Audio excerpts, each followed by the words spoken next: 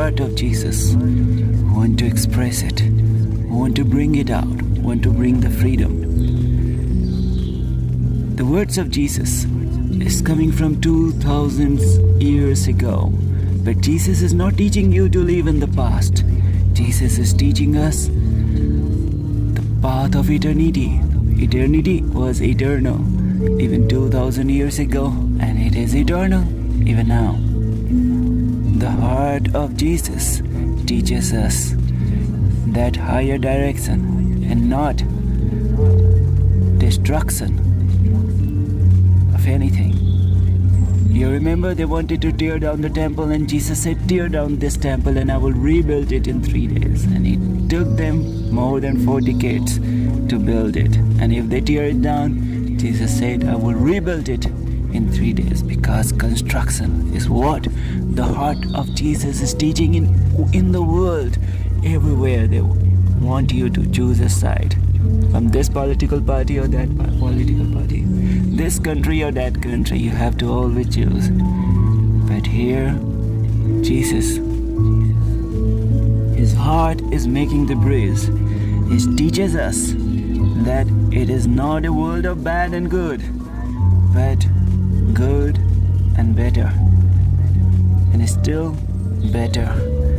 It stops short of nothing but acceptance. It teaches that no situation is hopeless, and as such accepts every form of mental, moral, or spiritual thought where it already stands, and without a word of condemnation tells it that so far it has done is good, and now is the time to do better. You remember any story, any moment of life of Jesus. Jesus is not condemning anyone, but he is showing the way to become better. What in old times was thought of as the elimination of bad, he teaches us as the transfiguration of evil into the good and to the doing better. It, above all, teaches that the kingdom of heaven is already in existence. If we will have it, that perfection is already in us. If we see it, this is what the heart of Jesus is teaching. But if we see only bad, if we only express our feeling in the form of F word, not the word of faith, but the frustration word, then we are unable to see what Jesus is trying to teach us. His heart is still here. It's speaking with us. Many of us is waiting for Jesus to come back. But you remember, he was breathing on his disciple, and that love is still in the air and is speaking with us. We open ourselves fully to that thought which is found in us, so competent a medium of expression.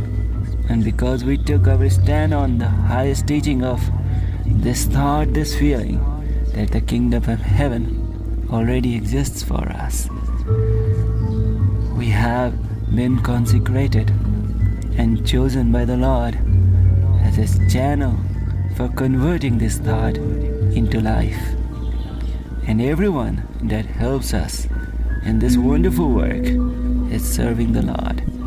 And that's why here we are, together in prayers, in trying to see the beauty in this world. It's a tough task, because if you open your eyes, you see grievances, you see complaint, you see problems, you see problem in your own body, you see your own failure.